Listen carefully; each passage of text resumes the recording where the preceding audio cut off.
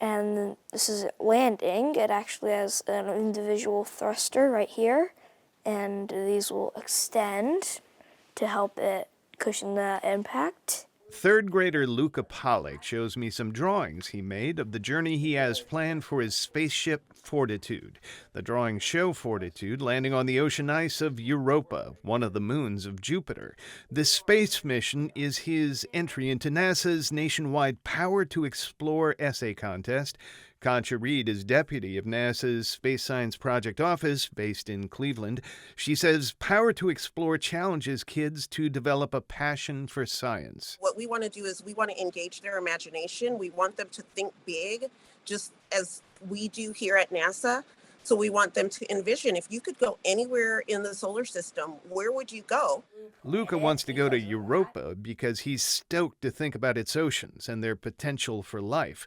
He said when his spaceship lands on Europa, it'll become a wheeled rover that can travel over the ice. So it's going to drive up to one of the ice cracks and on Europa, and it's going to use a drill to cut through at least like the thinnest layer of ice as it can. It wants to be on a thinner layer, and once it does that, it opens like this little port on the belly. You can see it right here. And through that port in the rover, out comes Luca's second vehicle, a tiny submarine that is pushed through the hole in the ice and starts swimming in the water below.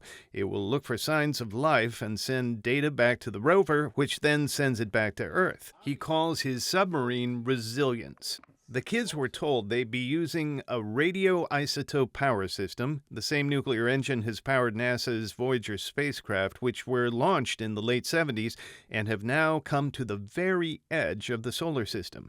The power system has its limitations, naturally, and if some space scenarios dreamed up by the kids may be technologically far-fetched by today's standards, Reed says that's okay. We don't know what technology will be available in the future where we might be able to practically build a widget that, 10 years ago, we would never have been able to. We have innovations in materials that are going on all the time. We have innovations in the IT world, in the technical world. So we're not changing the laws of physics, but we don't know what we don't know.